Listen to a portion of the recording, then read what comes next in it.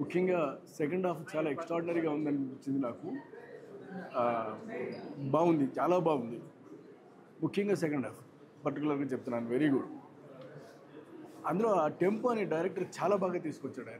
ఆయన చేసినటువంటిది కానీ, లేకపోతే ఆయన చెప్పిన విధానంలో మొత్తం ఆర్టిస్టులు అందరూ కూడా వాళ్ళ పర్ఫార్మెన్సెస్ కానీ అద్భుతంగా చేశారు. అంటే ఈ సినిమా డెఫినెట్గా అందరూ చూడదగినటువంటి సినిమా ఇది. 100% నేను మీకు రికమెండ్ చేస్తున్నాను, డెఫినెట్గా చూడండి ఈ సినిమా.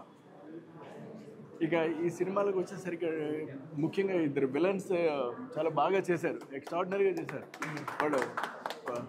వాళ్ళిద్దరూ కూడా చాలా బాగా చేశారు. తర్వాత పెద్ద ఆయన క్యారెక్టర్ ఏదో ఒకటి ఉంది, అది కూడా చాలా బాగా, హరిబాబు గారు అది కూడా చాలా బాగా చేశారు.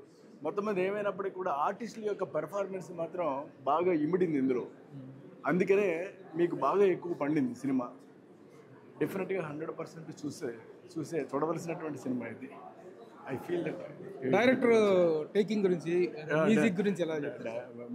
మ్యూజిక్ బాగుందండి, చాలా బాగుంది. డైరెక్టర్ టేకింగ్ అయితే మాత్రం ఎక్సలెంట్. అది ఇక మళ్ళీ ఏమి అందులో సెకండ్ హాఫ్ ఏమీ లేదు, సెకండ్ థాట్ లేదు అసలు.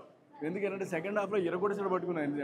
ఆయన చేయి తగ్గిందంతా కూడా ఎంతైతే బలం కొద్దీ చేస్తారో అంతా చేస్తాడు ఆయన.